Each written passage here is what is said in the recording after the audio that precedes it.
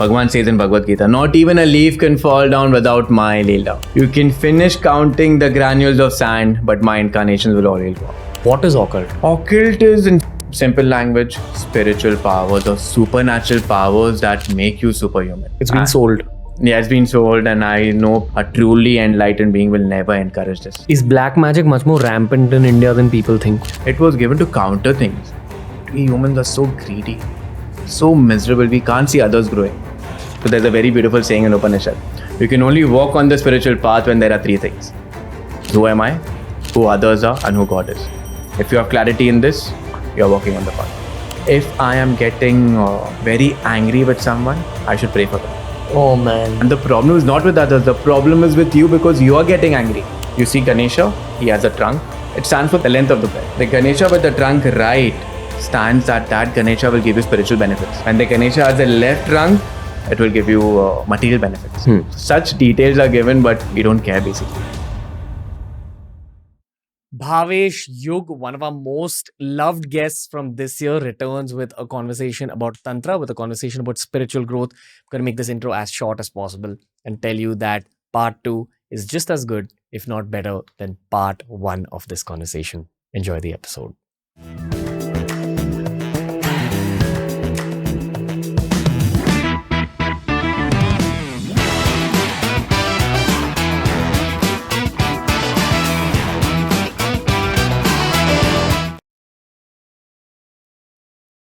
It's been an hour since we stopped talking on the last one.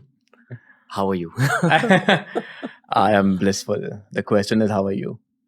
This is the last episode I'm recording before my quarterly break, which means every 3 months I go away somewhere for a week and a half just to re-energize. So to be honest, generally speaking, I'm exhausted beyond measure. But I'm feeling good about this conversation. Like, I love spiritual conversations because I would have had this conversation with you anyway if we met outside. Yeah. So I just get to do it for a living. So all in all, I'm good. I'm glad. I think you need this break. Yeah. Not because of work, but I don't care Cameron, but something you need it for. Yeah. Yeah, it's just, there's so much else that happens in your life other than work. Which audiences don't see because all they see is this podcast. And sometimes you just need to go away to emotionally cleanse yourself. Definitely. Because if you have the emotional junk in your head, at least for me, it shakes up my discipline also. Definitely. Which means I don't sometimes feel motivated enough to go to the gym. Yeah. I don't feel motivated to meditate beyond 45 minutes. So just for that emotional recharge, I know I need to go because every time this has happened in the past, I've gotten extremely recharged, fixed all my disciplines. So the meditation gets fixed, sleep gets fixed, exercise gets fixed. And you need that. It is there. But trust me, you're going to blossom. Thank you, bro. You will. Where do we even begin this conversation? I'm ready, shoot. Okay.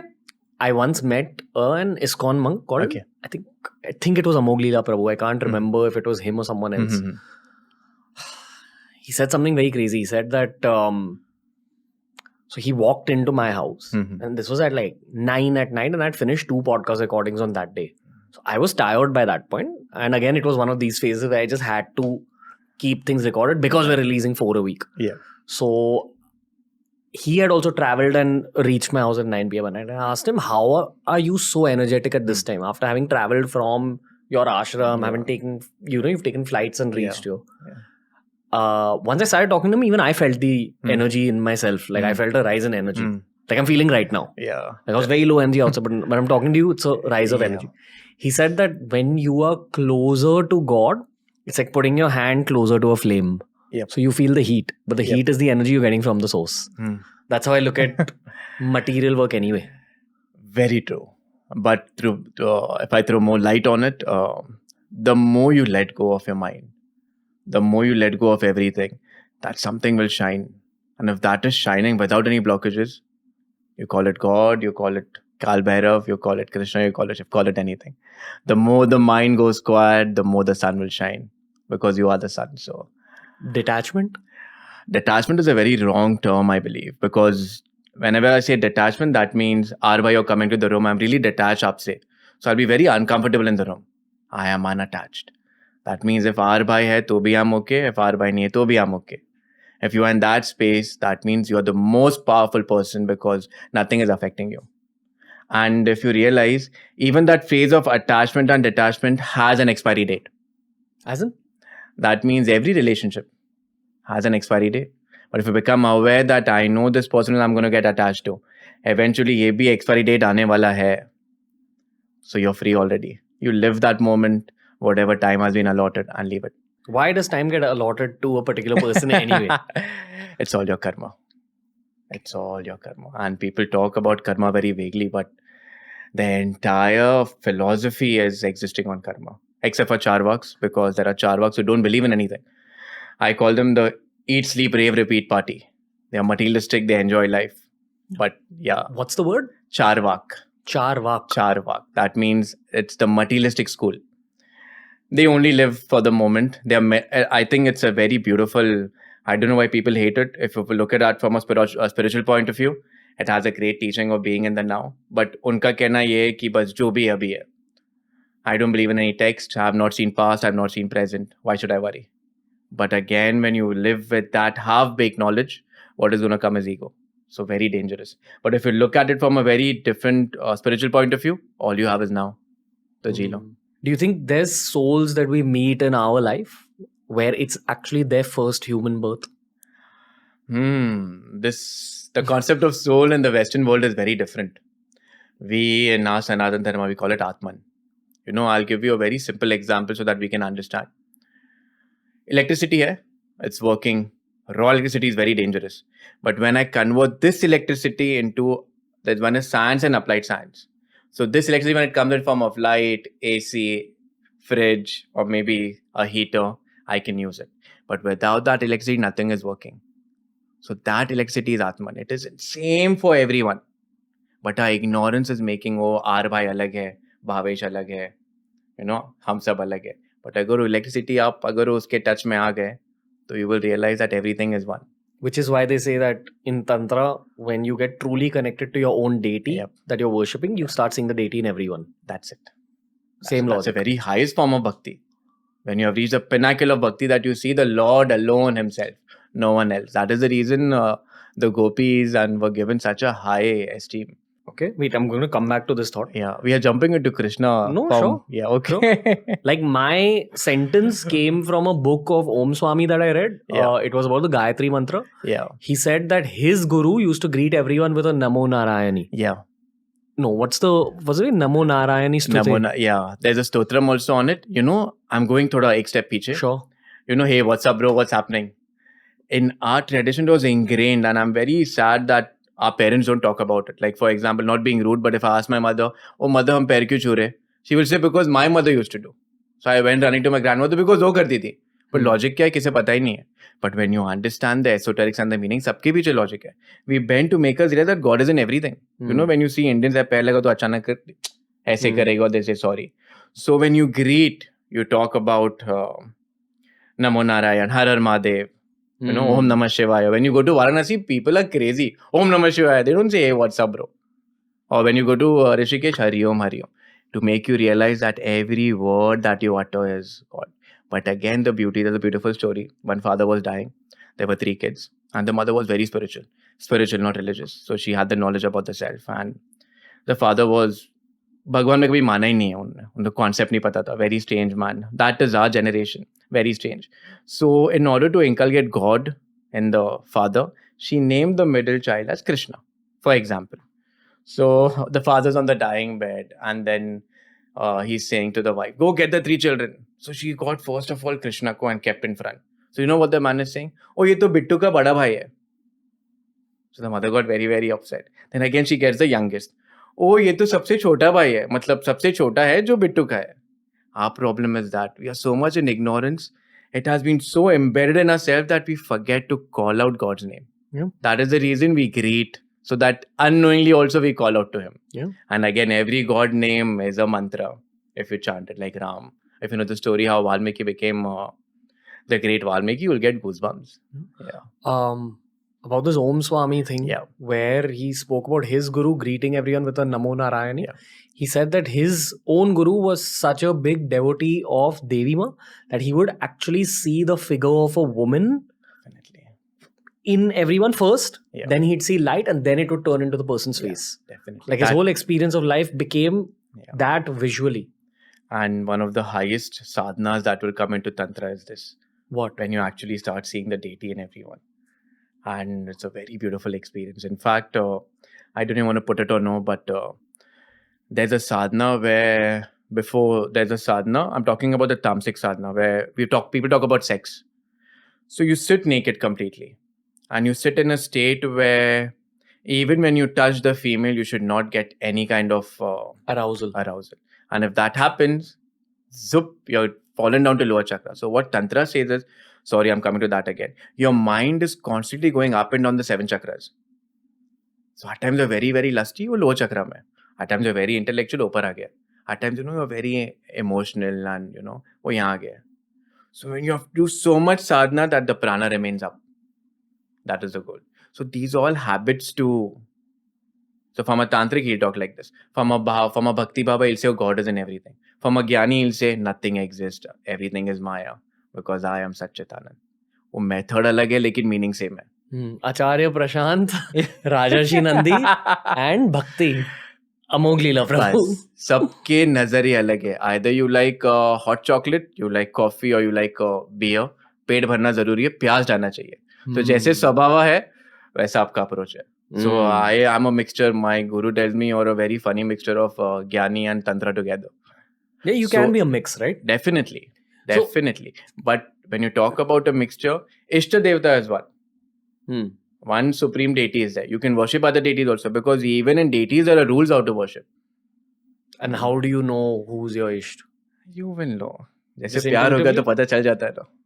All my life, up till maybe 2 years ago, I strongly used to believe Krishna is my Ishta Dev because it's my first memory in life. So many elements of Krishna temple near my house. 2 years ago, I went to Banaras, and of all the mandirs, I only wanted to go to Kaal Bhairav Mandir because of the name. It's like, why am I drawn to this? I'll tell you something very amazing. All the deities will help you. But when your Ishta will come, you will realize. And you think you're going to Banaras? No, you can't. See, I can't enter your house unless you're inviting me. The fact that he has invited you, he will open all the doors. But you should have that faith. And it's a beautiful journey that when you experience things. And at the time, even the desire of enlightenment will go. Because who's there to desire? No one. I still don't know whether my Ishta now is Kaal Bhairav or Krishna. And I think I'm discovering that as time passes. See, you know what? There's a very beautiful saying. Whatever needs at the right time will come. So all these deities will do their job and go. You should just be aware. Okay. So worship, but with the knowledge that Krishna and Kaal Bhairav are one. If you think that they are different and all, fair. What are the differences? Difference in approach of worshipping. Difference in teaching. Difference in swabhava. Like Kali is very demanding. What does that mean? Means sadhana chahiye to chahiye. Otherwise, knock on the head. What is the knock? Knock is... Many knocks are there, but yeah. Some punishment. Not punishment. God will never punish. Let's be very clear. You will punish your own self because of your mind. The concept of God is very, especially between young generation, is like, oh, if I don't go to Him, God will punish me. Oh, homework nahi. No, God has nothing to do. You understand who God is. For example, your example. जैसे आपने बोला मुझे प्यार हुआ. प्यार होने के पहले आप दोस्त बने, समझे कौन है क्या है. आप वाइब करे कि नहीं चेक करे, उसके बाद प्यार हुआ. Similarly, you should understand who God is. So there's a very beautiful saying in Upanishad. You can only walk on the spiritual path when there are 3 things. Answer to these 3 questions. Who am I? Who others are? And who God is. If you have clarity in this, you're walking on the path. Because this is a deity-centric episode. Yeah. Let's begin with talking about deities. Yep. Do you want to begin about a specific deity like Kaal Bhairav, or would you like to explain the 101s? Because you said that, that's a long topic and also I'm actually going to let you head this conversation. Okay, so let's understand who gods are, okay? In English, so of course, English mein justice nahi kar rahe, because when you talk about God, you get a figure, like, oh, beautiful, handsome God, and punishing you. Morgan Freeman. Yeah. Morgan Freeman types punishing you and, telling you to do this. No. In fact, in reality, The Rishis got the gods out. They exist. At the moment, I don't have that access behind the wall, above the wall. But a Rishi can see through it. Why don't you begin by explaining what Rishis means? Yeah. Okay, let's go all out about Rishis. Ri means sound.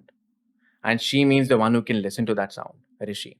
In fact, people claim that the Rishis were aliens. No one knew about that origin. We talk about the Sapta Rishis, but there are many, many, many kinds of Rishis. There are 3 famous kinds of Rishis, the Brahma Rishis, the Raja Rishis, and the Dev Rishi. There's only one Dev Rishi, that is Narad Muni. You know, Narayan and the playing. And people have portrayed him very wrong on television. In fact, he stands as a catalyst to excel time. Shiv Shakti ki shadi Narad Muni ne kiya. When Ratnagar became Valmiki, it's because of Narad Muni. So these are 3 kinds of Rishis. Rishis are those walking gods who had tapped into the highest state of consciousness and got all the information for people like us. In fact, they also realize with growing time, people are going to be spiritually stupid, pardon my language. But materially and planning, plotting, they're very advanced, but emotionally and spiritually, we are still like monkeys. It's a fact. If someone dies, whatever strength is there, it will put sadhana patal jayegi. The Rishis realize that they can't comprehend the nameless and formless. So after Vedas and the Puranic age, they got all the gods out and made it for people like us. That you worship these gods, they are active, they are super cosmic devas, the one filled with light are known as gods. And these gods can help you to reach, like, talk to you, I need a mic. Yeah, something is coming to you. Yeah, this is a very interesting point you brought about. Yeah. In our history books, when we taught about the history of ancient India, we taught about old Vedic period and new Vedic period, but very loosely told that the worship switched from Havans to worshipping figurines. It is again not. The problem is, even when Havan is done, how you have seen a Havan Kund शादी में? Yeah. तो सबने Havan Kund देखा होगा. Part of my family's Arya Samaji. Wow, then you know everything about it. I've done Havans a lot. So Havan Kund has 3 steps. And there are 4 corners to Havan Kund. So each Vedic Pandit used to sit from Rig Veda, Yajur Veda, Samaveda, Atharva Veda. In fact, there are researches that when Havan Kund is done, it will rain also and all. Many things are there. Mentioned the Rajasuya and all about the horse and all, which people don't know the esoterics. A simple Havan Kund is done. You know why? 3 steps. The first one is always painted black. Then we have the red and then we have the white. From Tamas, I move to Rajas and Rajas to Sattva. And that fire is the fire of the self. So Swaha, Swami is offer myself. Ooh. That is Yajna. Not how, no. Ooh. So that knowledge should be. And that is how Havan is done. It's so obvious, but I never looked at Swaha as offering to the self. Yeah, Swaha means the self. So what can you offer? So let the ego dissolve because I am that self, that pure consciousness. So you go beyond when chanting the mantras with the right attitude, invoking different deities, they all help you if you do it with knowledge. Otherwise, half of the time, हम just कभी खत्म होगा यार भूख लग रही है खाना खाना है. If you do it with knowledge / emotion, Bhava when channelized, when you read the first chapter of Bhagavad Gita, it's what Krishna's sorrow. If you channelize your sorrow into bhakti, like if you channelize all that emotions in your break to Kaal Bhairav, he will. Yeah. Yep. So I've had 2 intense breakups in my 20s, and nothing gets to me emotionally other than my romantic life and its downfalls. Yeah. Nothing. Like people, I get trolled immensely on the internet. I'm a very polarizing YouTuber. It's all okay. You know, I just love it how you take the memes and everything. You're a boss man with that.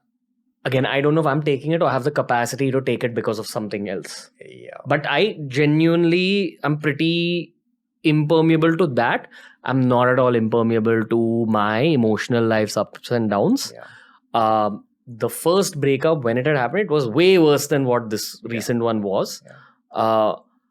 The first one, it started solving itself when I actually met a saint very randomly, samne se. And he told me that every time you have thoughts about that person, submit it to Babaji. Because he was a Babaji lineage. See, guidance was coming to you from that time. He said submit it. So I was like, what does submit it mean? Yeah. So he said the thought comes, you channelize the pain into Babaji's image. Say that Babaji take. Such a small practice. Worked like magic. And I'd forgotten that till recently when I had a bad breakup again. And this time I was submitting it to Kaal Bhairav. And it actually started solving the pain very fast. Like the breakup was fine. It had gotten over. The pain of that breakup was still there, but the pain started kind of erasing itself. Every time thoughts came up, I was like, Kaal Bhairav, take. You did this to me. Take the pain away. Because that is the relation with the deity. So he is looking after you. You should not worry. You know, when we make breakup related videos on the internet, I can never say this stuff because the audience for spiritual videos and breakup videos is very different. Understand. I just hope that some of them are ending up watching this. Yeah, and he's saying something very, because we also get messages, oh, mera breakup ho gaya, main kya karu? You have to realize that the highest relation that you can have is only with God. Everyone will go, even your parents are going to die, even you're going to die. But the time that you have, give it to God. He will never let you down. Call it he, she, it, whatever, gender doesn't matter. But hold on. And in your case, trust me, you want to edit, you can edit it later. Aar bhai, agar ye emotional khatam ho gaya na, you will be a monster. Spiritual monster. ये emotion खत्म हो गया. आप उसको overcome किए. Emotion खत्म तो नहीं हो सकता. Even I believe great enlightened beings hold a certain form of emotion and certain sattva guna, because if that goes, you will just collapse. That is what Patanjali Maharshi is saying. Nirvit Simada. Emotion holds you back? If you don't channelize it, definitely. If you just leave it as pain. You know, there's a very beautiful technique which I always apply in the Upanishad because the Vedanta is coming out. Neti Neti. Suppose agar mujhe ek thought aa raha hai, just tell yourself Neti Neti. I'm not this thought. I'm not that thought. Finish. The thought will go. Again, another thought will come. Again, say Neti Neti. It is the highest form of meditation that you can do in awake walking state. It's a mantra?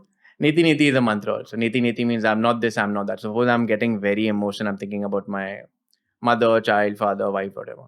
I'm not this thought. Neti Neti. You know, you just pass it, go. People talk about I'm witness. But without this Neti Neti, witness can't be experienced. Even if you feel an intense positive emotion? Yeah, because even that is passing by. Every emotion is passing by. I'm glad we are jumping into Vedanta, but yes, who's the witness who's just watching everything? Suppose आर भाई आप बहुत बड़े actor हो, जो आप हो.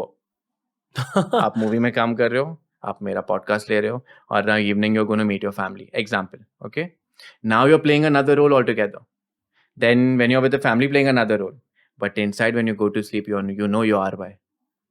Similarly, every emotion, everything is passing by, and your life automatically becomes beautiful. Everything is just flowing, you know. Ganga is always flowing. Patthar rakha, to she'll find a way. But our problem है वो पत्थर क्या है, क्यों रखा है, वो पत्थर क्यों हो रहा है, हमारा problem है.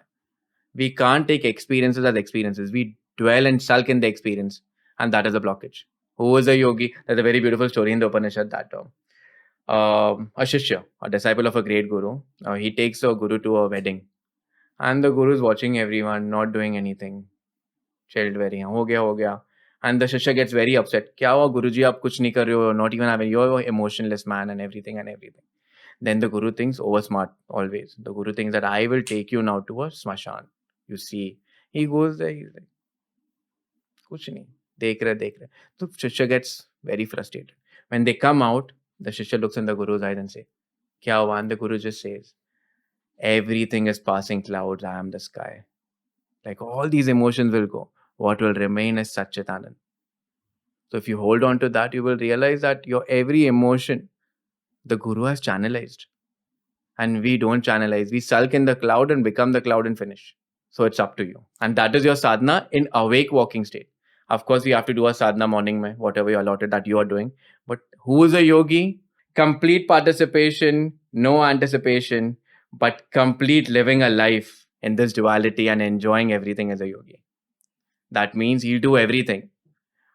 Talk, wash, eat, sleep, but internally he is not affected.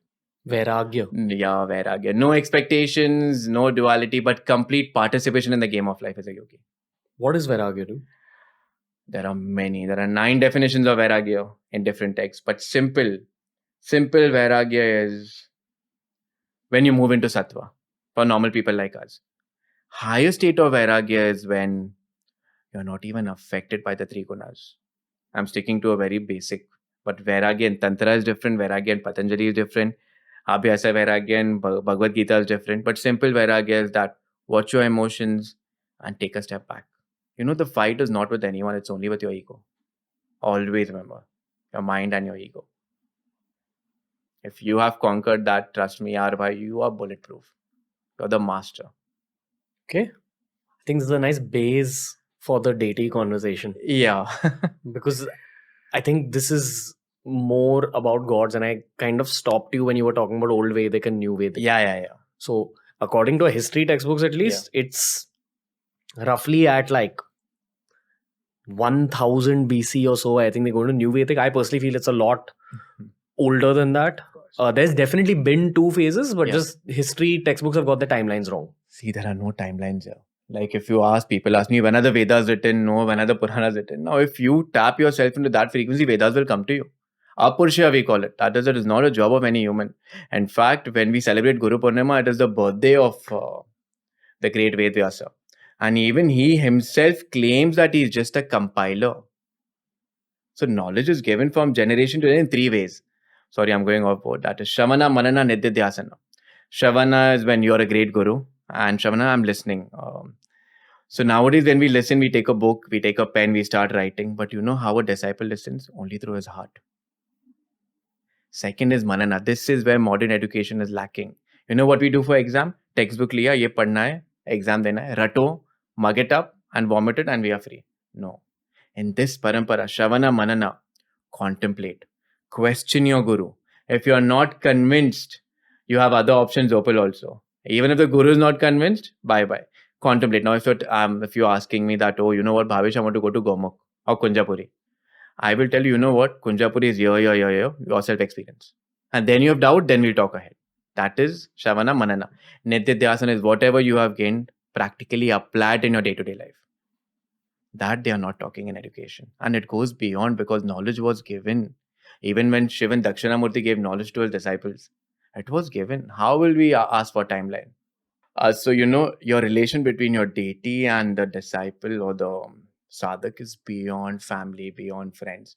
It is a relation so deep-rooted that we can't articulate. It is said that the deity will never leave you. We leave the deity because of our ignorance. So hold on to the deity with that faith that that deity is taking you to the formless. If ye knowledge aa gaya, and any test, see, always remember what we do. Anything bad happens, we blame the deity. Or suppose now if Arbhai ne aaj kya podcast liya hai, all superstars, he will take the credit. Hum maine liya. But if something wrong happens, तो भगवान ने क्यों किया? Who is a sadhak? I offer the good to you also. I offer the bad to you also. If you have this attitude, he will show you who he is actually. Do you want to rewind a bit to that thought about how the Rishis package the Vedas as deities? Yeah. So when you read the Vedas, the Rig Veda, it is the oldest. Rig means old. Like, you know, Vedas can be an entire blasting series. And the Rig Veda, the first 5 gods are the earth, fire, water, space, and Panchamaputas. That is the reason we worship everything, because everything is something of Panchamaputa. At the same time, there is Vak, Rudra also mentioned, Shakti and Shiva. Okay. Now these are, and Indra, these are lower gods. You were asking me earlier, what are lower gods? Indra's a lower god? Yeah. Indra is the mind in many texts and all. Really? Yeah. It stands for the mind, esoterically speaking. Indra, because he's always manipulating and getting manipulated because of his ego and pride. So when you understand this in the Puranic, you will enjoy it. Now these gods, and in fact, it is very difficult to read the Vedas. Vedic Sanskrit is very different. Spoken Sanskrit is very different. You can't understand. And how, you know, the Vedas has mandalas. A mandala is like a yantra. So every Veda is connected. So you can't get to the date and time.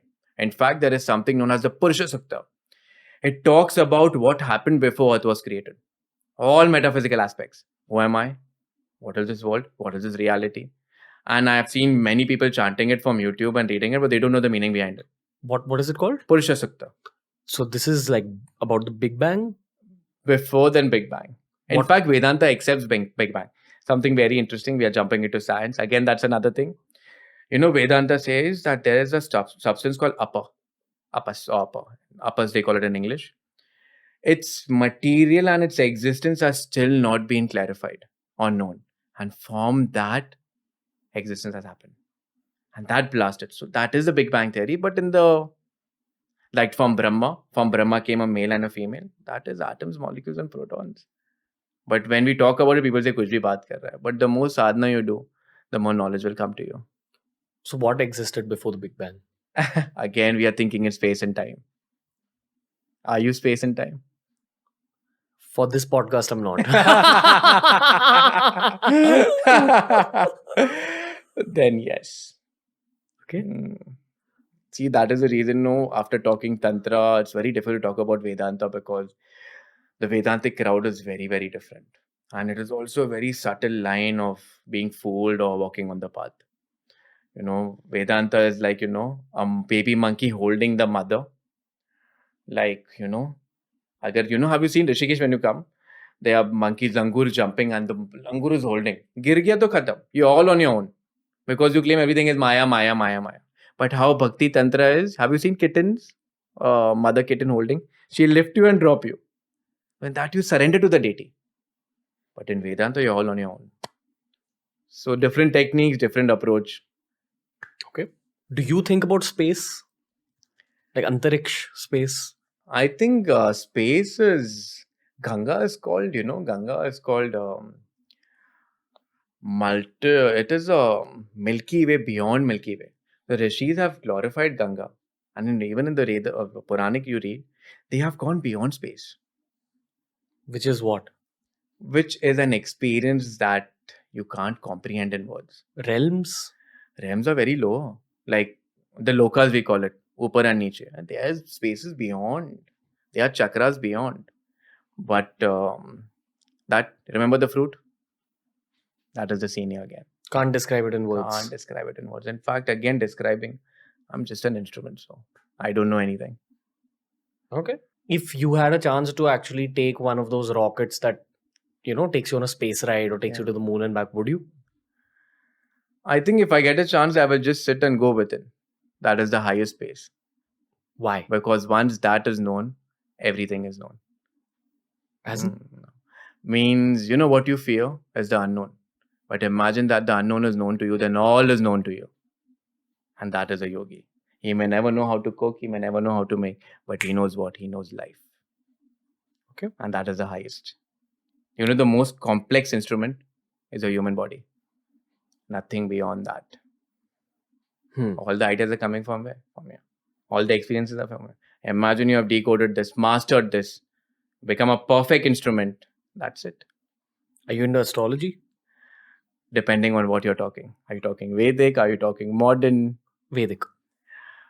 Shoot, have you read your own chart? I tell this all the time. Buddha's story? Yes. The same one that people know, I know. No. There's a Buddha story, very beautiful. There was a great astrologer, okay? Full of pride. Ghamandi, Ahankari, and used to hold his book here. He had multiple disciples and used to walk. One day he was walking Bade Tashan mein and he saw a footstep on the sand.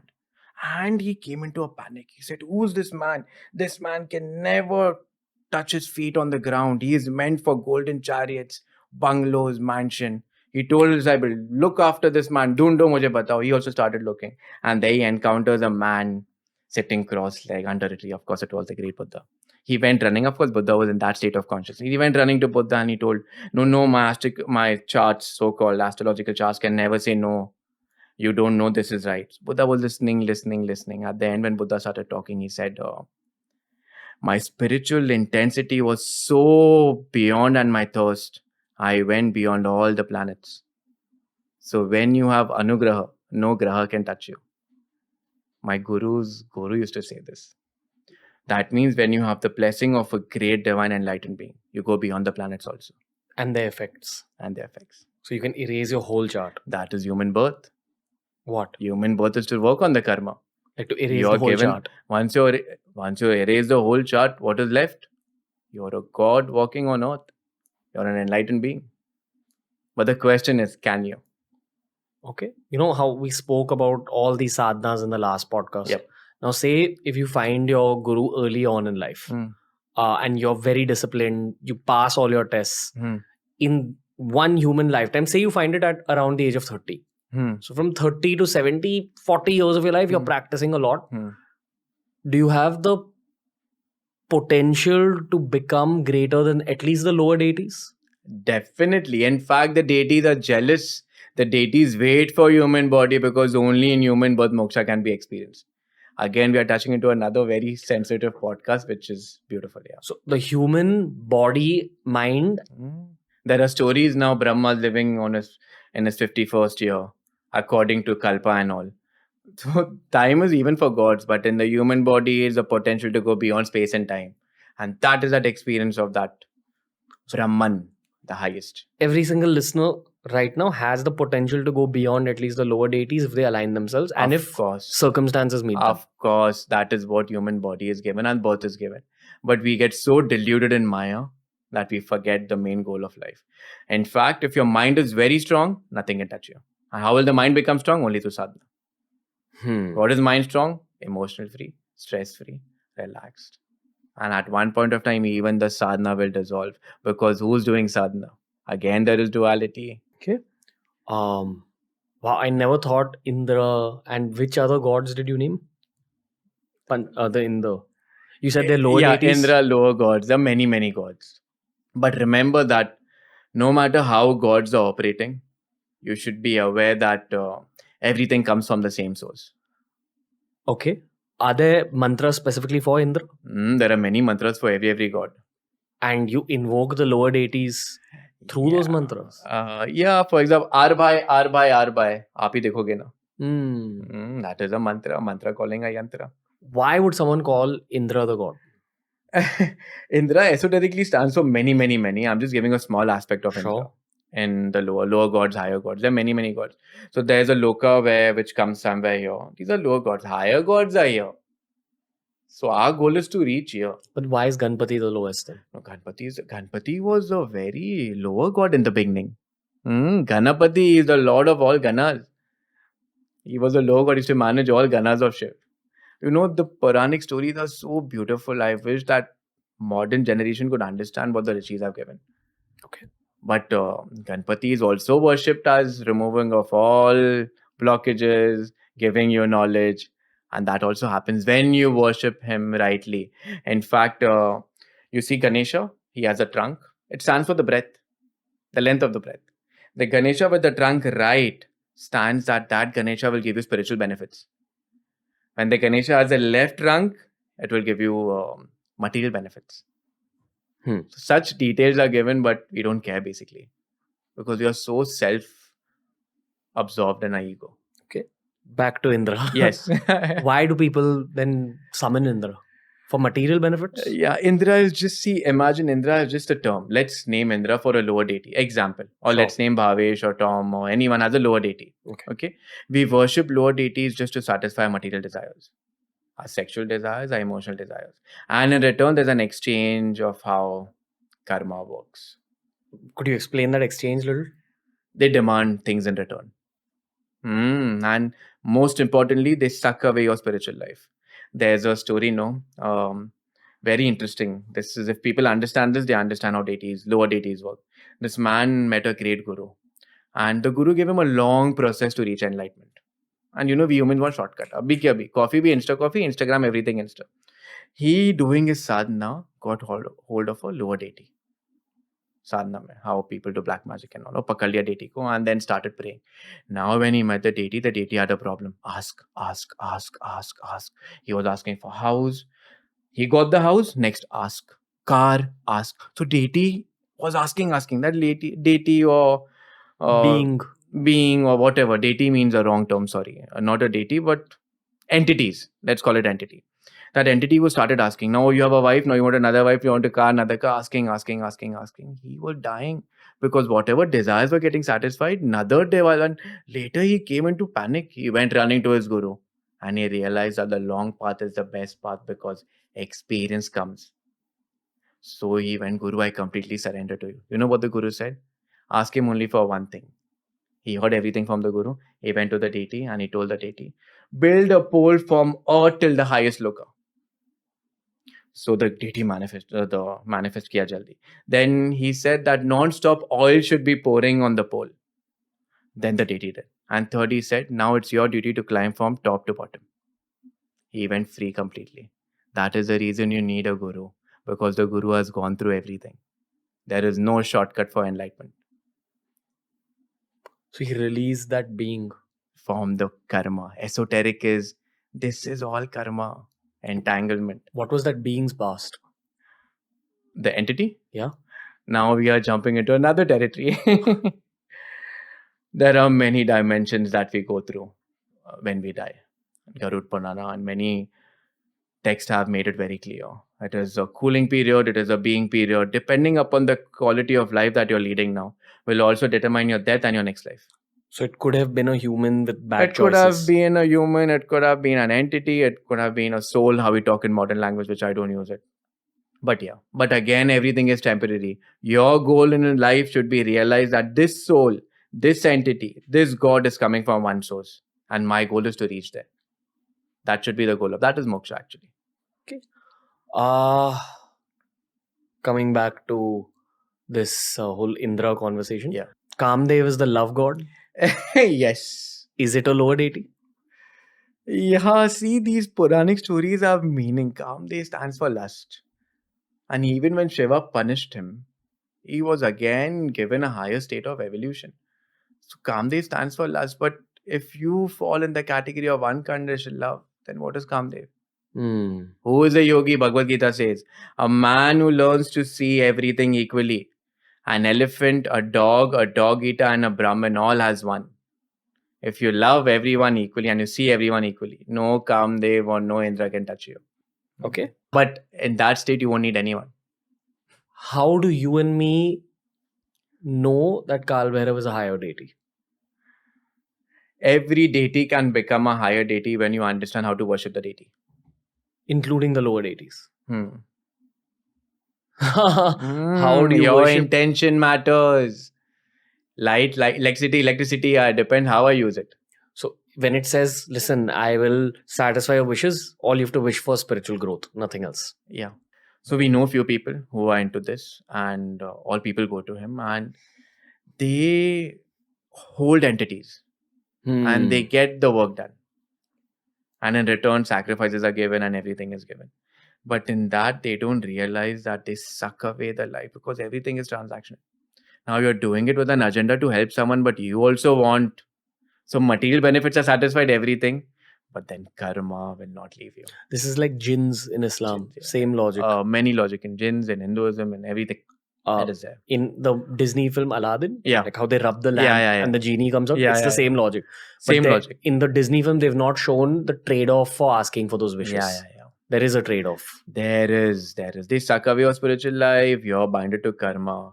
So never fidget. In fact, you come in the mountains when you come to Rishikesh, which you are going to come. We know people, Bhairav comes in that power. That is another thing. And that is actual deity coming and guiding you. And also they're so much in control, they will give you information only what is required. They also don't break barriers. And that is their sadhana. Where does this black magic practitioner capture those beings from? They don't capture, they communicate. They do sadhanas. In fact, there are a few sadhanas. For example, chanting a certain mantra for 1 lakh times, or Puracharan we call it. You will get occults. In fact, it is given in the text very clearly. You'll get occult abilities. Many different kinds. And in fact, there are methods given in the text to work up through your third eye crown, but no text is talking from third eye to crown. And in this, a lot of occult comes, but your intention matters. What is occult? Occult is, in simple language, spiritual powers or supernatural powers that make you superhuman. Like and nowadays, now we meet people in Rishikesh, you're going crazy behind it. It's been sold. Yeah, it's been sold, and I see people who I will activate this, I will activate that. Impossible. A truly enlightened being will never encourage this. Never. His or her goal is to take you only to the highest. Like Hanumanji. He had everything. He was a Jnani, he was a Bhakta, he was a Karma Yogi, he was a great diplomat, he had everything. He had mastered the Ashtasiddhis. But he was just an instrument. In fact, great enlightened beings, they know everything. But they don't associate with that. Because any association is a downfall on the path. And in higher states, I think they just become so free. Is black magic much more rampant in India than people think? Yeah, in fact, in the text, black magic was never given to harm others. Like Atharva Veda talks about black magic, it was given to counter things. But we humans are so greedy, so miserable, we can't see others growing. And if you can't damage them, then you do something. But they don't realize any action that you do, reaction is going to come. Every cause has an effect. So now you will damage me, but Mother Nature will damage you, and how? So, for example, if someone is dealing with these entities and they're helping other people through those entities, That's a huge accumulation of karma. Yeah, but you know, I want to help you. Even that is a sattvic kind of emotion. And even sattva is binding you. And enlightenment has gone even beyond sattva. Again, back to that Om Swami book. Very nice incident. He wrote about how he knew a sadhak who did a lot of Gayatri Mantra Upasana. Yeah. Chanted it, did rituals, got to a very high level of gaining its benefits. And then eventually, once people realized that, oh, this person's a highly evolved being, they went to him and started asking him for his blessings. So they would say, sir, could you bless me to have a kid? Sir, could you bless me to get that job?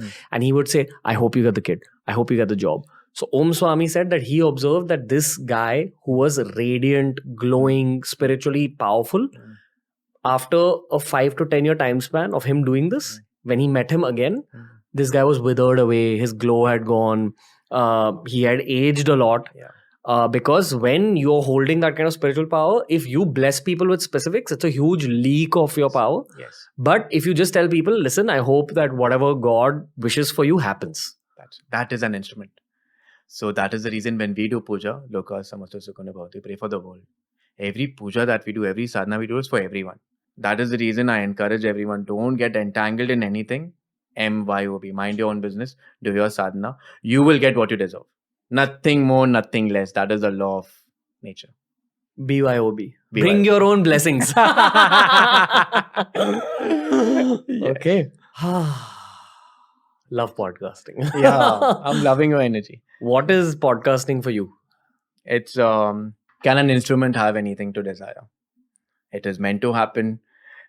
And podcasting is, the goal is to, if you ask me personally what is happening in my mind at the moment, the goal is to give that authentic knowledge of the Rishis, the future generation. So if you are that instrument and one instrument meets another instrument, that is where explosion will happen.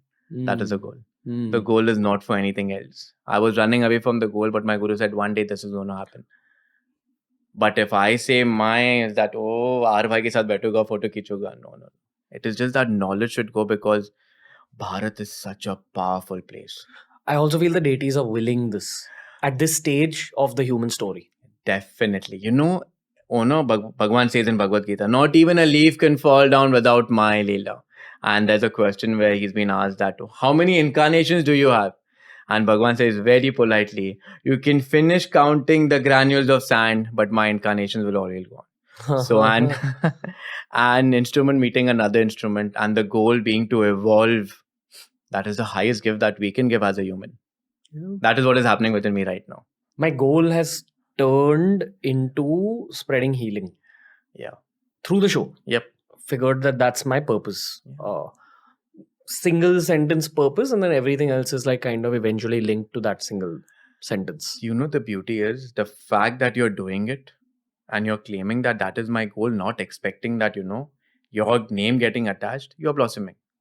The moment you think that people should recognize me, and that is a tough battle that you have to battle. Once you surrender completely, you will. But emotions pe kaam karna aur faith pe kaam karna hai. Okay. Faith should be strong. Without faith, nothing. Okay. Good point in the podcast to talk about Kaal Bhairav. Good point to talk about Kaal Bhairav. When you actually will understand who Kaal Bhairav is, you will realize that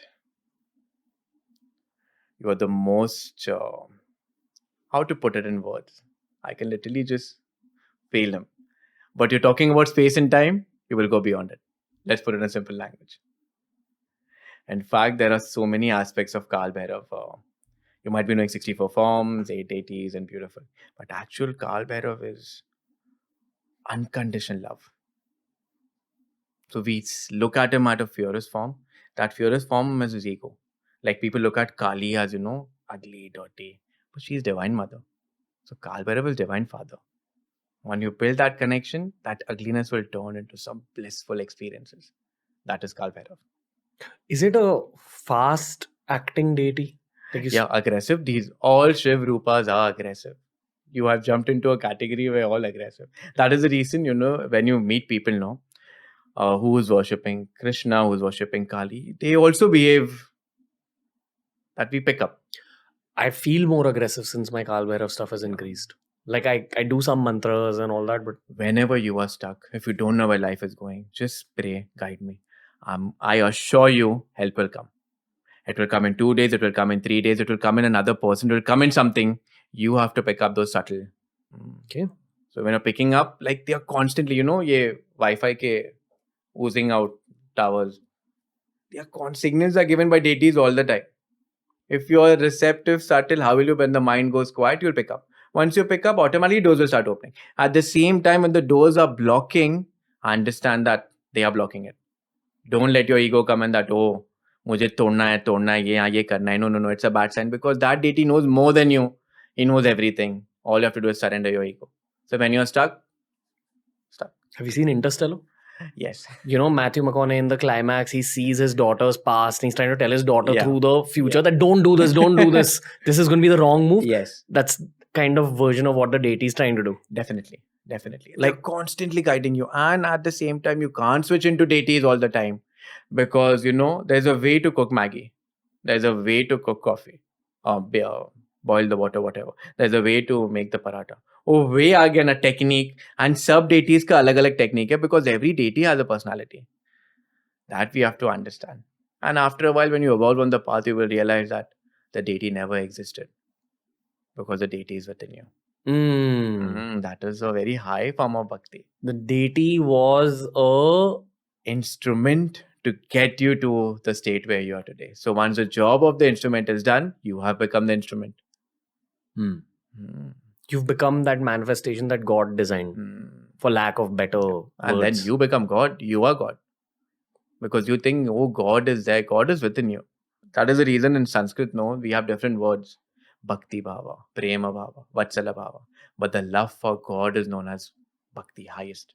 Like I can't love you, I can't love my wife, I can't love my sister, I can't love my dog the same way. But English love bol diya to love ho gaya. But in Sanskrit we have specific terms. And when we talk about Bhakti, it is the love for the highest which is in everyone. Okay.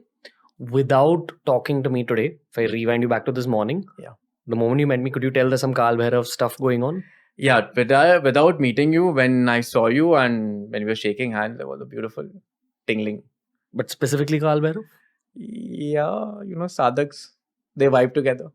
Yeah. Okay. Something about, but you need faith. One thing that fascinates me, and it shouldn't fascinate me because this is my test, it probably fascinates me in a science fiction way. Yeah. Is this whole thing about how when you pray to a deity, you start resembling it in terms of the way you start looking.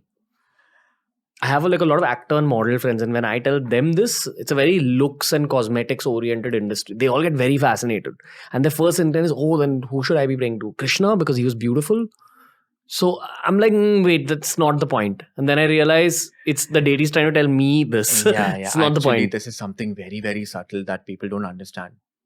The more you start, now suppose, imagine that you think about chocolate all the time. Chocolate will come to you. These are lower laws of attraction or manifestation. But when you worship a deity, you become so much one that the deity starts talking through you in the beginning. In the beginning? In the beginning of the sadhana, to give you glimpses that the deity is existing. Later, you start seeing the deity. It said when the third eye chakra actually blossoms or comes, you talk to the deity in many, many ways. But then also remember that you're beyond the deity because that is also an ego trap. That is the problem with worshipping gods because jnana is very important. Even if you read Bhagavad Gita out of 18 chapters, first 3 chapters, Bhagwan is giving jnana all the time. That you're pure consciousness. Based on that knowledge, you do your action. Karma. And in the last, he talks about bhakti. People say bhakti is very easy, one of the most difficult parts. Imagine leaving everything. Sannyasis? You come to Rishikesh, you see people wearing orange clothes and shaven heads. There's an Upanishad called Sannyas Upanishad. And that, what they do? When they're doing their rituals and moving on the path, they shave their head. And suppose now, how I have my Aadhaar card, my name and all. They will do a Havan Kund and they will do their own final rites. Matlab Aadhaar card nahi, passport nahi, kuch nahi. And then the term sannyasi is given. Wearing orange. That resembles the sannyas. For him, Mother Earth is the bed and the sky is the duvet. That means kuch nahi hai mere paas. I'm dependent only on him. Nothing else. Can you think we are at this stage to leave now and walk? No. We want comfort. We want name. We want fame. But when you get in that state, you will realize everything is yours. You are everywhere. Yet you're nowhere.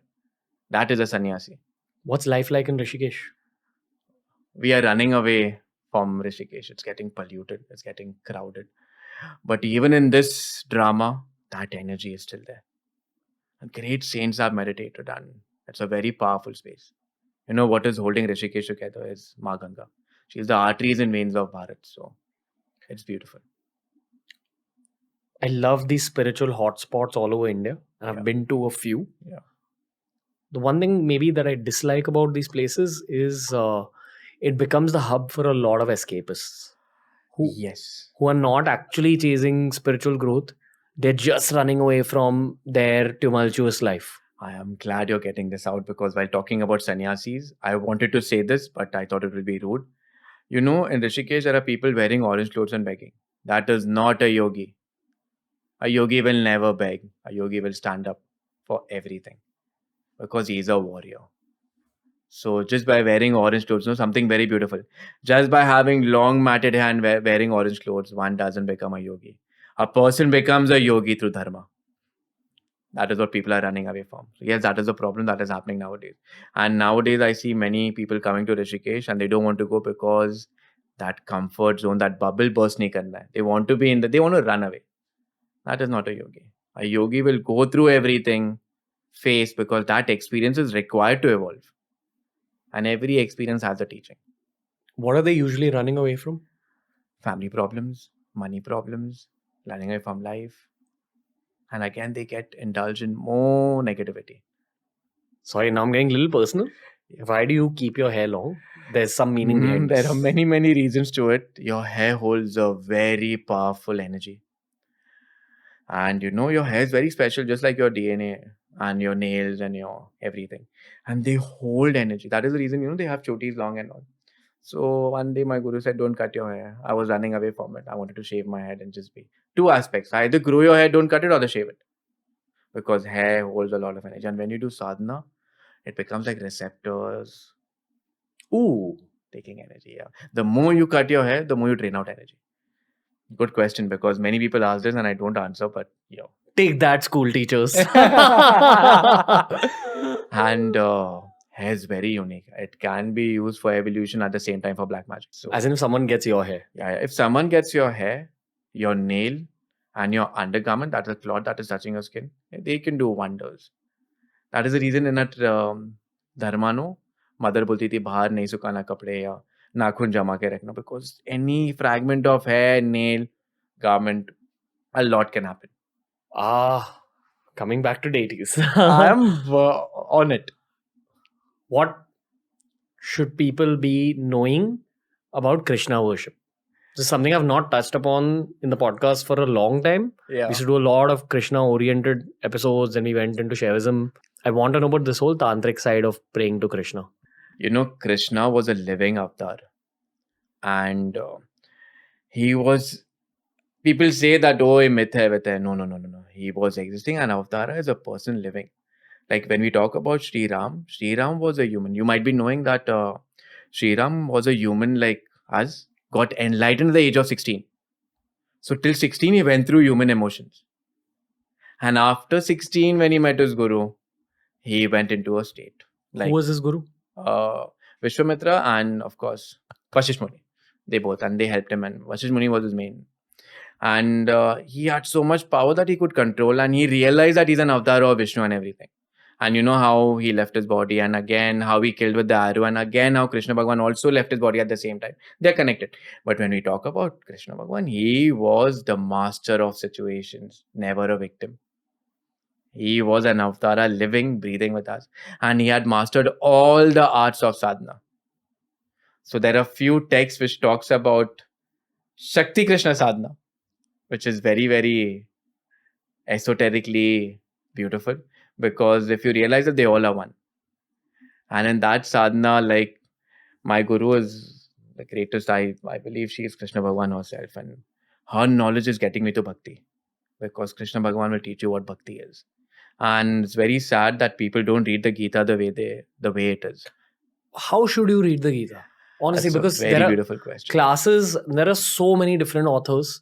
Usually what I've noticed that people do is that if they're a part of a spiritual school, they'll use the Gita of that spiritual school, and that'll be very different from the Gita of another spiritual school. Very true. And they'll all say that this is the ultimate version. Like there's no other version. I will tell you something very interesting. The Gita happened, I think, in 45 minutes between Bhagwan and Arjuna. And something very beautiful, very intimidating also. I'll tell you the moral also behind it. When the Gita was given, Arjuna was in a state of trance and he saw in his Sharanagati, Vishnu Rupa and everything. And fortunately or unfortunately, the lesson for us is he forgot the Gita after a couple of years. And again, he went to Bhagwan and asked, can you please explain the Gita? And Bhagwan said, no. Our problem is that the same thing. We know it intellectually, experientially zero. The Gita actually has 18 chapters, which everyone knows. And let's divide the 18 chapter into 3 parts. Actual Gita. The first talks about Gyan. So when Bhagwan talks about Gita, he's only grinding, the 3 important texts that you should know is Brahma Sutra, Upanishads, and Gita. If you know that, you will, the mango is becoming ripe, that process will start. So when Gita is giving the first 3 times, he's grinding in your head that Gyan, Gyan, Gyan, Brahman, Atman, Satchitanand. And after that, gaining that knowledge, in the next chapter, he's clearly saying that now do your action. As an offering to what? To that Satchitanand. And in the last, he talks about Bhakti. But nowadays, what is happening? We just talk about Bhakti and we don't talk about Karma. Bhakti doesn't mean that I just sit and do nothing. No, I have to live in this world. I have to work out my karma. I have to work out in this. That is the reason my human body is there with that knowledge. So what I have learned from my guru and what we also experience is Jnana, Karma and Bhakti. When they all come together, who will you become? You will become Krishna himself. What does that mean? That means that the ego is dissolved. Bale, Shiva loves Bale Patra, Bilva. The 3 flower, the 3 leaf egg, uska fruit aata hai. That grows for 1 year. And when it grows after 1 year, when you drink it, it has all properties to heal your stomach completely. That Bhagavad Gita should be absorbed every day in your day-to-day activities. Then only everything will happen.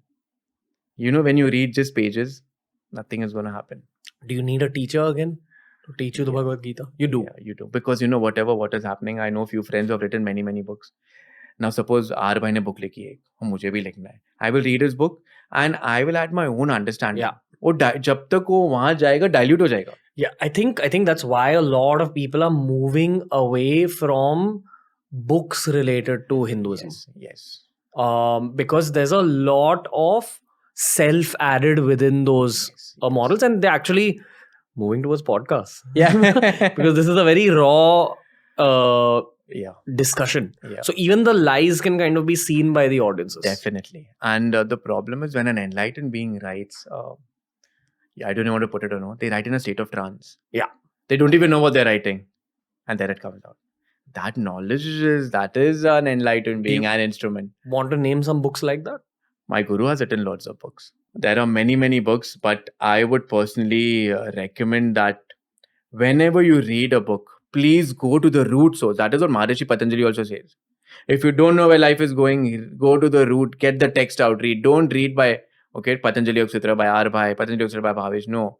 Patanjali Yoga Sutra original with Bhashya, with commentary, with the 12 great saints giving, and then you read and then you discuss with right people. That is how you gain knowledge. But nowadays we are reading books to chant mantras or to show how cool we are. You are deluding yourself. Okay. I don't know why, but I want to bring up Datura. What do you want to get about Datura? Datura is spoken about a lot in books related to ayahuasca, peyote. Yeah. It's categorized with those plants. Yeah. I don't want to call it in the West because it's not the white man's West. Yeah. It's the Native Americans, the South Americans who actually worked with these plants. Yeah. And then through the show, I've gotten to know that all this is there in India also. There is a plant medicine aspect. Yeah. There are versions of ayahuasca here, but they call it different things. No, ayahuasca is very, very new. We have Aushadhi mentioned by Patanjali. I'm claiming Patanjali also in Hatha text, also in Tantra. Aushadhi is mentioned. One of the Aushadhi is Datura. And I personally believe All these great yogis used to have datura because they used to do so intense tapas. So to avoid the physical body pain, they used to have it. In the books related to Native American culture, I have read that datura is extremely dangerous. Yes, anything is dangerous in excess. And datura is, and in fact, it's not just datura, there are other elements also working with datura. So for modern people, because ayahuasca is trending, it is two things coming together. So it's two plants coming together to make ayahuasca. Yes, two roots or plants or whatever. Datura also mixed with certain elements will have an impact. But what is the highest datura is being absorbed in the self because you are datura. But within Tantra, do they have plants that you can ingest in order to forward your journey under the guidance of a guru? Let me put it in a very different manner. Anything that you inject will give you an experience, but the experience of the self is beyond anything and everything. So it will take you to a certain same, no, like drugs, no, एक बार किया, दो बार किया, बाद में वो effect ही नहीं कर रहा है. Like खत्म हो गया effect. Then you want something more. Similarly, even in love, even in getting a job, but the absorption in the self and understanding the self is the highest. Once you get that, all these will fade away. Okay. Somras. Somras has many meanings depending on what somras you're asking. Like the plant medicine somras. Yeah, it is hard. Again, it comes in a mixture of everything. There's an urban legend that we've forgotten the actual recipe of somras, which used to be used in Vedic times, but I don't know how true that is. In the Puranic, the somras comes up many times. Like they say that they are not able to identify the plant anymore. They don't know what was so soma. There are two things. Soma here stands for the plant. Another soma stands for the experience of bliss. What is the highest soma? When you have gone beyond the dualities. So depending upon what story you're conveying to whom. Okay. But soma is there. But I think if you're doing your sadhana, everything will come to you. Do you look down upon mushrooms and all these things that are spoken about in the West? No. Because my point is, you will do mushroom how many times? You will do ayahuasca how many times? The only experience of the highest will come through sadhana. These are just trailers. These are just trailers. Like, candy shop mein leke gaya, ek candy de diya. But if I want access to non-stop candies, I have to learn to get the key and open the door. Wow. That door and the key is your sadhana. So I'm not saying it's right or wrong, depends upon how evolved your perception. But what I have realized, sadhana is the only way. And sadhana here, I'm literally talking for people like our discipline, chanting your mantras to start with something. And then nature will guide you. Once the thirst is there, the guru will come. Okay. Do you have anything to say about crystals? They work. Again, who's charging the crystal? You are charging the crystal. But they're storehouses. They're storehouses. If you have realized how to store energy in it and how to utilize it, will work. Everything else, even this ring is a storehouse. If you understand that art of energy, the same energy that is stored in the ring is stored in me. If you understand that and work on it, everything is energy. If you know how to do it, is intuitive? Yeah. No, that is guided by the Guru Shishya Parampara. Also, there are do's and don'ts. Because, like, for example, water is conducive for energy, holding energy. Mercury is holding energy. Copper is holding energy. A yogi has mastered the art of utilizing it. Yeah. And once you utilize it, you charge it and that protects you. Okay. That is why we do Kavacham, no? Whenever we step out, we chant a mantra and we chant a Kavacham so that nothing can touch you. Do you think that if you hold a crystal in your palm between your two hands and you say a mantra, is that a good enough way to know how to work it? Definitely. But when you evolve on the path, even the stone will select you. There's a connection that is made. And your energy will also charge it and it communicates, if you realize. When you go to a market of crystals, mujhe wahi lena hai. You have experienced that, I'm sure. Yeah. I want this only in my room. I experienced it a lot when I was buying crystals for myself. I feel everything in this room, everything is for my friends. Yeah. I'm just waiting for the right friends to enter this room and give it away. Like, honestly, though, like, you're a friend now and I have love for you, I don't feel like giving you a crystal because I feel like maybe it won't really benefit you. There are people who walk into this room where I feel this person needs this crystal that I've That's it, because the crystal is communicating with you. How do you look at the process of having children? Personally, If the right intention is there, that is the future generation of Bharat. Because suppose now if you are very, very evolved, and even your wife is very, very evolved, and when they two will meet, your sanskaras will be given. That is how Rishis were giving knowledge. But that state of mind, Tantra talks specifically. There's a specific time to have sex. There's a specific mantra that we chant. We are having sex for lust. It's a fact. Yeah. People are not even enjoying sex. I don't know how to put it. No, we're not. They are just removing frustration. Yeah, it's a fact. Like when we talk to people that, just frustration. Sex is an art which can, and in fact, if you're very spiritual and you're having sex with the right intention, that can evolve others also. Is the only intention for sex kids? Yajna Valkya, one of the greatest saints, his wife asked, it comes in the Taittiriya Upanishad, why do you want a child? You are such a great saint. Why do you want a child? The Rishi smiles and replies that the seed that will come on will help so many people in future. That is their only intention. For a Rishi, a very highly evolved being. That is the knowledge is passed from one generation to another generation. Is there any mention of sex for pleasure? Dharma, Artha, Kama, Moksha. Of course it is mentioned. You know the 4 goals of life? We have the 4 goals of life. This is very practical sadhana for everyone. This comes in the Puranic stories beautifully. We have the 4 goals of life. Dharma. Dharma is a beautiful. I think we should do something on Dharma. Dharma. Dharma is the role you play. Okay. Artha is desire for material. So see, I think the Rishis were so cool. They never think do this, do that. They are just giving us right knowledge how to do things. The technique. Dharma. The Kama is desire for pleasure. When I say desire for pleasure, sex, mental, emotional, we all have it and it's okay. And moksha is liberation, to end the vicious cycle of birth and death. Now they have given 4 goals. Now what they are adding, you have desire for material, we are okay. You have desire for pleasure, we are okay. We are okay only when you do it the right way to dharma and your end goal is moksha. That means understanding what is dharmic. And if I'm having sex or having emotion, it is good to do it. But my end goal is not just sex, but also to go beyond sex. And that is liberation. If I'm earning money, it is good to earn money. But do it the right way and not getting entangled, but moving ahead also in life. If you follow these 4 principles in your day-to-day life, you're walking on the spiritual path. Beautifully explained. I'm trying to get it very short. But that is the goal. Dharma, Artha, Kama, Moksha. So pleasure is okay, we are humans. Desire is okay, we are human. But remember one thing, do it the dharmic way. And the end goal is moksha. My recent spiritual lesson has been to remove judgment of all forms. Yeah. And I was told by a Tibetan monk who actually gave me this Vajra. I noticed that Vajra is there. I'm noticing it for a long time. His name is Palgar Rinpoche. He said that whenever you're judging anyone, even a little bit, you replace that judgment with curiosity. Yeah. Very simple anecdote, and I think there's too much judgment in the world nowadays.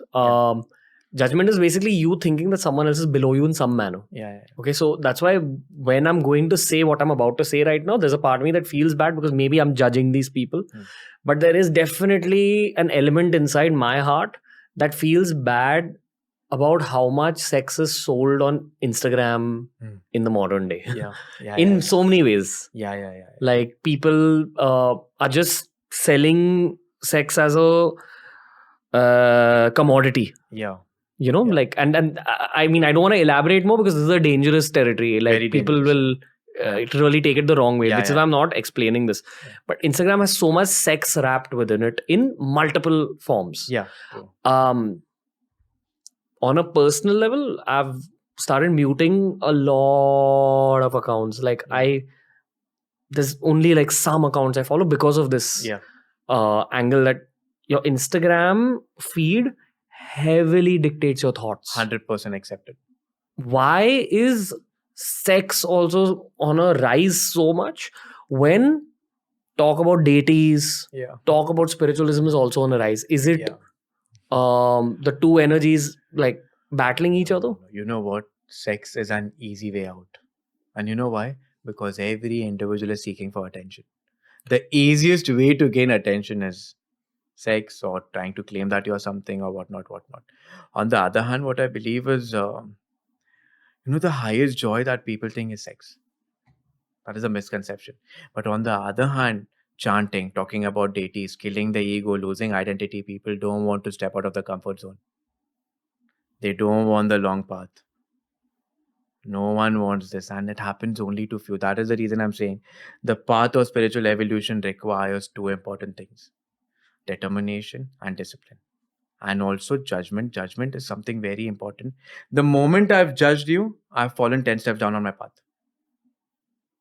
At the same time, when judgment comes, it's something very beautiful Maharishi Patanjali said. Practical application of spiritual knowledge. If I am getting very angry with someone, like very, very angry with someone, I should pray for them. I'm just putting in simple language. Yeah. Oh, man. And this is your sadhana. Forget the others. And the problem is not with others. The problem is with you because you are getting angry. The other person doesn't also care about you. But how will I solve it? On the spot. You know what? I'm very, very angry. I will pray. You're reconditioning yourself from all that accumulation that you have created for so many years. And the ego doesn't want to let go. And suppose someone is doing something very bad in their life, be compassionate. But what we humans are very amazing. Oh, you deserve it. I was telling you for so many years. You are falling down. But if that time, okay, don't worry, everything is okay. You are evolving. And if someone is trying to bully you down, 1 arm distance. 3 things, practical, spiritual. It will help you a lot. Difficult, it will grind your ego. But one day you will get hold on it. I'm liking this a fully raw conversation because I just have random unrelated questions. And I definitely know that it's a bit of my clinically diagnosed ADHD at play. I just get a random question. So, Bhavesh bhai, I'm going to ask you about the moon. Tell me about the moon. Arva, this is a very good question because nowadays, aapne ekdam sahi chord ko hit kiya because especially in Rishikesh, oh, I'm a moon child. Oh, I love the moon. Oh, I'm a sun child. And the problem is they don't understand that sun and moon child are very modern concepts. Our entire Hindu calendar works on the waxing and the waning of the moon. That is Shiva's crescent moon. And that stands for time. And the moon is so powerful that, on a full moon, if you go to an asylum, they will lock the door twice. They will give them food jaldi because on that day they go highly emotional. On a full moon, when the sun is there, your spiritual tendencies are very high to do sadhana. At the same time, on a full moon, if you're emotionally messed up, you're gone. You're triggered all the time. We think that the moon is just shining, but we have vegetation because of the moon. The moon plays a very, very important role. And all our sadhanas and festivals are associated with the full moon, with the entire lunar. So moon is very, very, very powerful. In fact, when you do proper sadhana on chakras and all, and if you have a right guru, they will give you the Bij mantra for the moon, for that chakra, and they will tell you just meditate and chant it properly because that is where the Manipura and magic happens. Who's the moon god? Chandrama. So there are Chandrama related mantras also? There are. And what is the outcome of those mantras? Is to give you peace, calmness, subtleness at a very gross level, but at a very subtle level, they activate a lot of tendencies of spiritual growth. Okay. So nowadays, कहते हैं ना चंद्रमा को pray करो शांति आएगा and all. That works at a very okay level, but the deeper you go, it gives you subtle experiences of many things happening within. And the beauty is, the more you evolve on the path, you will constantly realize how the moon is working on you. You will realize. And nowadays, next time, try to check when you're emotional or something, just work on the calendar, you will realize. These are evidences given by the Rishis, but we don't want to apply it. Now what I'm realizing, our generation, they want evidence. Source batao, ye batao. But the Rishis are saying, do sadhana, get an experience, you will go beyond the source. That effort, that the phrase effort is attractive. That effort is required and that is your sadhana. What was the seed of thought in your head behind starting Instagram? Because your Instagram found me. Like you came up randomly on my reel feed and I'd sent your profile to my producer saying that I want this person on the show. So there has to be a reason that you popped up on my feed beyond just SEO. But I want to know the seed reason behind why you started Instagram the way you did.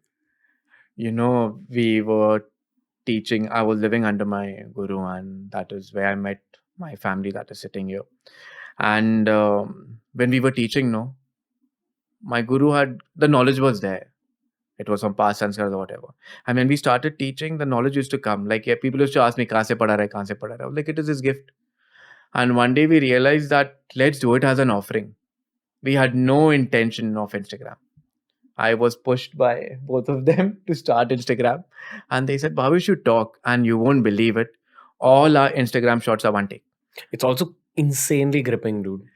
And at times we have reels where I have spoken, they're 3 minutes, 4 minutes, and they say that Bhavesh, 3 minutes ho gaya hai, we didn't realize and we are getting goosebumps. It is his energy. And when they were in the beginning, they thought I was joking, and we got a camera guy with us. And it's your deity's energy? Of course, everything is his energy. You Krishna? think I can talk like this? I Krishna? can't even cross the road properly. It is Shiv. Shiv Shakti, I worship. Because you have to worship them together. So it's their knowledge, it's the knowledge of the Rishis talking through us. I don't even know how to cook. What will I do? So I can't do. And the first time we started Instagram, and the camera was there, and the guy said start. He was getting jitters and they were getting jitters because he said, what is this? And then he asked me, what is the intention? Like, let's offer it. It doesn't belong to us. Why should I keep it to myself? It belongs to everyone. So it started that way. And I'm very grateful that you found us. Oh, it found me. I didn't find anything, man. Yeah. And it is so raw. It is just raw. Like, कहते हैं ना वो state में जाते हो आप. It happens in that state and it just comes out. It is meant to come out. And you are one of the instruments. So, Arbhai, sadhana karo. Why are the deities wanting this kind of knowledge spread this much? Because I honestly feel my mother was way more disciplined than I am, and she was way more religious than I am also now. But I've accumulated way more knowledge than she has in 60 years of her existence within 30 years. Yeah. And that's not up to me. That's because I met people like you through my Instagram reel algorithm. First of all, this is your karma. Secondly, you are meant for this. Thirdly, every individual is playing a role. And you are understanding what your role is. That is, you're saying your role is to heal. Now, healing doesn't mean that, no, healing is happening through this very moment. Reaching out to people, having the right agenda, giving out right knowledge. So you're being very instrumental. And when your intention is clean, the entire universe will start supporting it.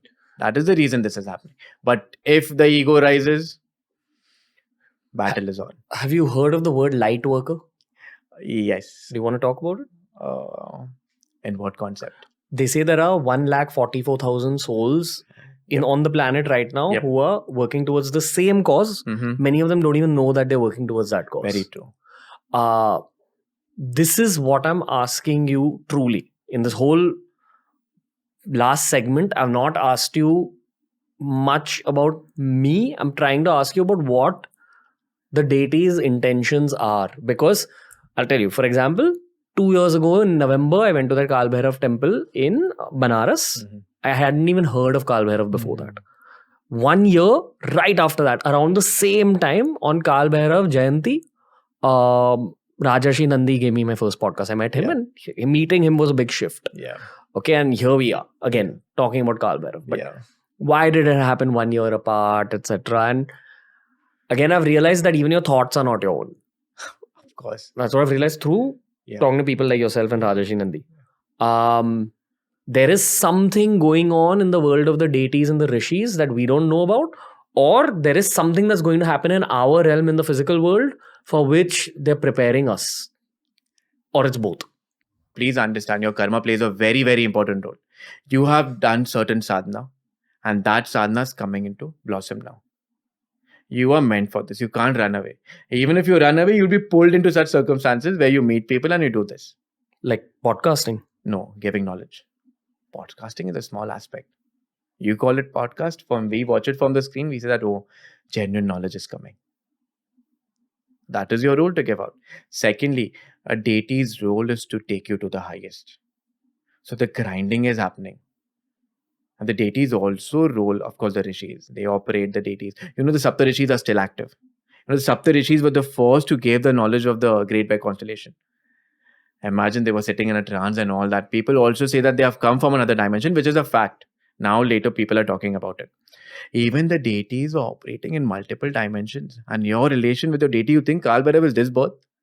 Do you think all of a sudden this YOLO boy turning his life and now talking and actually experiencing and talking about Kaal Bhairav, he didn't knew what Kaal Bhairav is? They are operating through you. But the problem is, you should also be aware that ego should not rise. The moment the ego will rise, your connection, the deity is always there. Your connection will start fading. And that is a downfall. You can never blame the deity. We can only blame our ego. Your duty is to surrender. And yes, these deities operate. The more you surrender, the more they'll operate through you. So, when a deity operates through you, according to our intellect, we think that, "Arey, galat ho raha hai, this is wrong." But they know the movie also, what is going to happen behind. So, whatever wrong is happening, surrender to the deity. What is good is happening, surrender to the deity. These light workers are very small concept. There are many, many, many things in our dharma given about avtaras, avdutas, rishis, maharishis, avtaras, and siddha purush, nagas, laya yogis. So modern generation call it light workers, but we call them the great rishis, and they're still operating. Like when you talk about Ved Vyasa, people say that he's still operating. Knowledge is, the sons, the 4 sons, Sanat Kumara and all, they still operate. I have met few people, they still communicate with them. Are they in physical form? No. Astral. Everything happens in astral form. Adi Shankara, the great, has given a beautiful experience of astral form. He has traveled the world 4 to 5 times. How? In that astral travel. In fact, every night when we go to sleep, we astral travel. We are not aware about it. Our yogi is fully aware about it. At times when you're sleeping, you feel that you're falling, or at times you feel you're being sucked and thrown. That is happening somewhere in the astral dimension. When you die, that is where the astral dimension comes into being. So all these souls, all these entities, all these devas, all these rakshasas are in that astral dimension. That falling thing used to happen when I was a kid a lot. Yeah. It's a spiritual experience. I don't know why people frame it wrong. It is an experience. Everything is an experience. Your perception makes it good or bad. Remember that. Okay. Why has it reduced with age? Why have it? Because that is what the Rishis predicted long time ago. That human evolution, that is the Kal Yuga. And people talk about Kal Yuga. We have a superstar. There are many, many suns. The greatest superstar.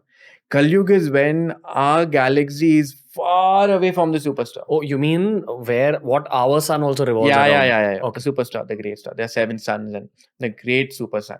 So, Abhi, we are very far away from it. It is Kal Yuga. Again, when it starts revolving, we'll come close to it. That will be Satyuga and people will be more receptive. So, Kalpas and all that's another beautiful aspect. But yeah. What's going to happen in our physical world in the coming years? There's something that's going to happen and I know this. I just don't know what. Something beautiful will happen if, if people, nowadays what is happening, whatever we talk about spiritual, it is going to the West. And people are claiming it is from the West. Something beautiful happening that now we Indians are taking part and we are claiming it that this belongs to us. Especially our generation, and that is what is happening, and that is going to expand and blow. Like people like you are going to contribute big time. That is what is happening, and again, Bharat will be the land of rishis. The cycle? That is going to happen. I hope we'll be alive, but we will contribute a lot, whatever we can. You think we're going to enter the Satyuga again? It will take time, but it will happen. The cycle of life goes on. But we're far from it. Far from it. In fact, Satyuga is now. This very moment when your mind is blank. And your mind is entangled, you are in Kal Yuga. Because technically you're beyond time. Definitely. And what happens? You tell me. We have many states of consciousness, but let's talk about the deep sleep state. Where is time in deep sleep? Where is time? You tell me. When you're very famished, you're tired, like you had multiple podcasts in a day, then you had to drive, there was no food. You have turned everything on, and 2 minutes you sat here and you crashed because you're tired. Where is time? When you wake up, it's over. It's already 6 ghante ho gaye, 7 ghante ho gaye. Where is time? Time is a mental concept. A yogi watches everything as a witness. not getting entangled in this time. When you're talking about this emotion, whatever you're going through, that is time based. When you eat poha again, you'll be happy. Where is the time gone when you were sad? Are we going to see a lot of pain in the world before it gets better? We have to go to darkness. Only a person who has seen dark will enjoy what light is. Okay. For example, if I keep you in the room all the time with no lights, you won't know what sunrise is. Generally speaking, it's been a very dark 4 years for the planet. Yep. And it will change. We have to go. That is our karma. I just fear it's going to get worse before it gets better. It will. You know, shatter hone ke baad that rises. I think that process we all will go through. In fact, few are going, few are not going. But it will come for all. That is the reason sadhana, spiritual practice, awareness, knowledge, approach towards life. And this concept that sadhana is only cross-leg and me doing. No. Sadhana is till you die. Your entire action is sadhana. So if this, I'm not liking it, I should come back to the senses. No. It's an experience. Experience it, leave it. That is the sadhana. But if I'm sulking again, then again we uncle you. I've just got an intuition to stop now. We stop. Yeah. I just know where to stop. Yeah, I think it is. Cool. Cool. How was it for you? Beautiful. Like, there's so many topics that are coming to me. But whatever he wants. Yeah. Like raw topics like Vedanta and dreams and, astral travel and all. But that's his wish. So. I think the audience has just begun to discover you. All I'm going to do is point them towards your Instagram. Yeah. I feel like art is often the will of the deities, truly. Yeah.